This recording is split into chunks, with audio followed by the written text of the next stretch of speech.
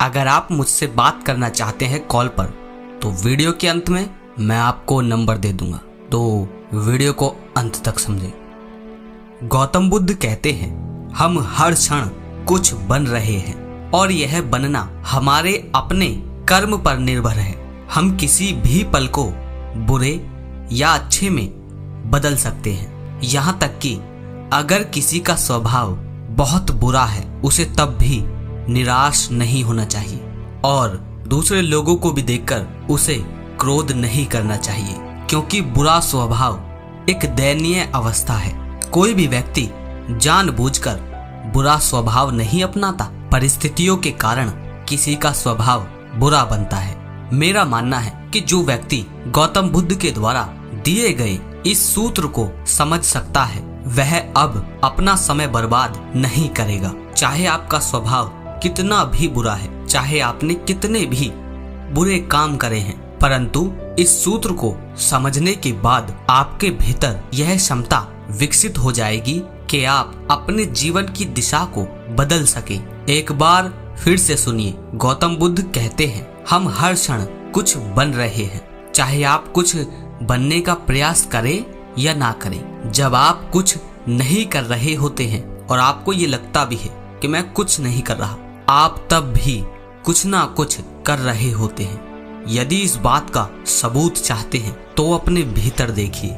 न जाने कितने प्रकार के डर, कितने प्रकार के अलग अलग विश्वास आपके भीतर घर कर चुके हैं। क्या आपने खुद इन्हें अपने भीतर प्रवेश दिया था? चलो थोड़ा और आसान शब्दों में आप सभी को समझाने का प्रयास करता हूँ। याद कीजिए, बचपन में बहुत ज्यादा आत्मविश्वास था, आपके लिए तब कुछ भी मुश्किल नहीं था, मगर अब आपके भीतर आत्मविश्वास की कमी हो गई है। क्या यह कमी आपने अपने भीतर जानबूझकर करी है? नहीं ना, बस यह हो गई है। पता नहीं कैसे हुई है, परंतु यह हो गई है। पता है इस कमी के पीछे का कारण क्या है?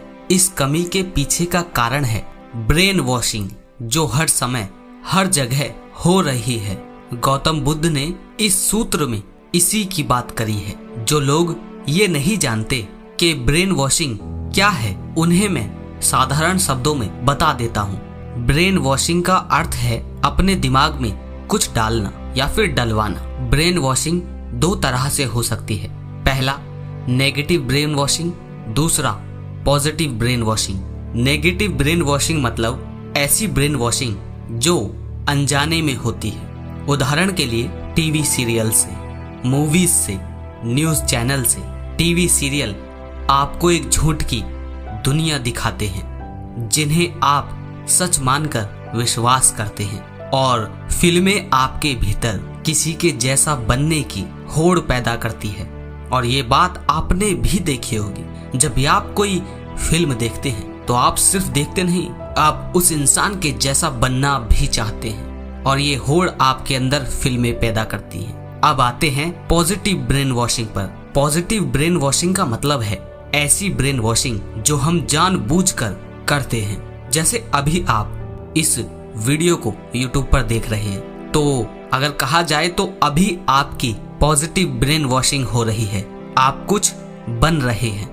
पॉजिटिव ब्रेन वॉशिंग के लिए आप किताबें पढ़ सकते हैं, ऊंचे ऊंचे लोगों की बेहतर से बेहतर वीडियोस देख सकते हैं, खाली समय में अपने आप को सकारात्मक सुझाव दे सकते हैं, अपने साथ समय बिता सकते हैं, जिसे हम अपनी संगत करना भी कहते हैं। दूसरों की संगत तो हम हमेशा ही बहुत करते हैं, एक बार अपनी भी संगत करके देखिए। अब हो सकता है आपके भीतर यह सवाल उठे कि जिसके भीतर बहुत ज्यादा विचारों की गंदगी भरी पड़ी है वह क्या करे?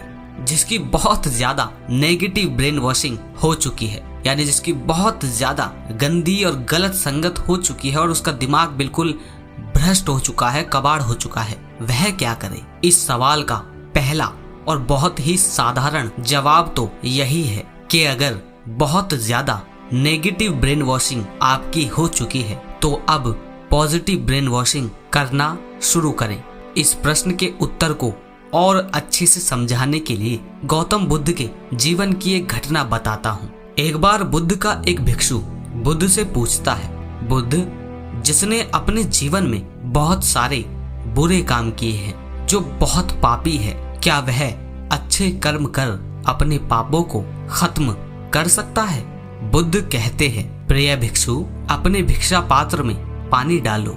वह भिक्षु अपने भिक्षा पात्र में पानी डालता है। बुद्ध कहते हैं, अब इसमें नमक डालो। वह भिक्षु उस पानी में नमक डालता है। बुद्ध कहते हैं, अब इस नमक को इस पानी में घोल दो। वह भिक्षु नमक को पानी में घोल देता है। बुद्ध कहते हैं, अब इस पानी का सेवन करो और बताओ कि इसका स्वाद कैसा है। वह भिक्षु पानी पीता है और कहता है, बुद्ध, यह पानी नमकीन है। बुद्ध कहते हैं, अब चलो मेरे साथ। पास ही में एक नदी बह रही होती है। बुद्ध उस भिक्षु को उस नदी के पास ले जाते हैं और कहते हैं, अब इस नदी में नमक डालो और उसे घोलने का प्रयास करो। वह भिक्षु ऐसा ही करता है। बुद्ध कहते हैं, अब इस पानी का सेवन करो और बताओ कि इसका स्वाद कैसा है। वह भिक्षु पानी पीता है और बुद्ध से कहता है, बुद्ध, यह पानी तो बिल्कुल साधारण पानी जैसा है, इसके स्वाद में तो कोई भी बदलाव नहीं हुआ। बुद्ध कहते हैं, यदि किसी ने एक पात्र पानी जितना पुण्य किया है तो उसे पाप का थोड़ा सा नमक भी अपने प्रभाव में ला सकता है, उसे नमकीन बना सकता है। मगर अगर कोई नदी के पानी जितना पुण्य कमा सके तो उसे 100 बोरी पाप का नमक भी नमकीन नहीं कर सकता। अब हो सकता है कि आपके भीतर यह सवाल उठे कि इतना पुण्य कमाए कैसे? तो इसका उत्तर है, एक छोटा सा विचार भी एक नदी के पानी जितना पुण्य कमा सकता है। उदाहरण से समझिए, उंगलीमाल एक बहुत भयानक और दुष्ट राक्षस था। उसने सैकड़ों लोगों की हत्या करी, मगर बुद्ध ने उसे एक विचार दिया। इतने पाप के बाद भी रूपांतरण संभव है और उस विचार से उंगलीमाल का पूरा जीवन बदल गया। एक तरह से कह सकते हैं कि बुद्ध ने उंगलीमाल की पॉजिटिव ब्रेन वॉशिंग करी। तो चाहे आपने कितने भी बुरे काम किए हैं, कितने भी पाप किए हैं, केवल एक विचार, बस एक विचार काफी है और रूपांतरण हो जाएगा। बस आपको बात समझ आ जाए कि अब बहुत हुआ, अब नहीं, अब जीवन को काटना नहीं है, अब जीवन को जीना है। एक इंसान होने का अनुभव करना है। ऐसे ही नहीं मर जाना, कुछ सार्थक करना है, कुछ अलग करके जाना है। अब जिन भाइयों को इस कहानी का थोड़ा मर्म नहीं समझ आया हो, उन्हें मैं समझाने के लिए बता दूं कि बुद्ध ने जब उस व्यक्ति को बताया कि तुम्हारा पुण्य अगर उस बर्तन में जो पानी था उतने अगर तुम्हारे पुण्य हैं तो तुम्हें थोड़ा सा नमक भी नमकीन कर सकता है, पर यदि तुम्हारे पुण्य उस नदी के जैसे हैं तो 50 बोरी भी तुम्हें खारा नहीं कर सकती। अब पुण्य का अर्थ तुम कैसे समझोगे? पुण्य का अर्थ तुम्हारे साधारण शब्दों में कहूँ तो संगत। अगर तुम्हारी संगत, और संगत से बनता है मन यानी एक अच्छा और बेहतर और स्वस्थ मन, अगर तुम्हारी संगत उस नदी के जैसी है तो फिर तुम्हें कितनी भी आकर्षक चीजें हों, कामुक चीजें हों, उत्तेजित करने वाली चीजें हों, तो भी तुम्हें खारा नहीं कर सकती उस नदी के समान। लेकिन अगर तुमने संगत ही अभी चालू की, अच्छे लोगों की, अच्छी किताबों की, बेहतर जीवन जीने की, ये सब संगत तुमने अभी चालू की है, तो अभी तो तुम हिलोगे डुलोगे, अभी तो आकर्षित होगे, मोहित होगे, अभी वासना दबाएगी, वृत्तियां उठेंगी। लेकिन जैसे जैसे तुम्हारे बर्तन का पानी ज्यादा होता जाएगा, नदी में तब्दील हो जाएगा। वैसे वैसे नमक कितना भी हो तुम्हें फर्क नहीं पड़ेगा और तुम वैसे ही बहते चलोगे जैसे तुम बहना चाहोगे, उस नदी की तरह। उम्मीद है इस वीडियो से आप बहुत कुछ सीखे होंगे। अगर ये कहानी पसंद आई है तो लोगों तक जरूर पहुंचाएं।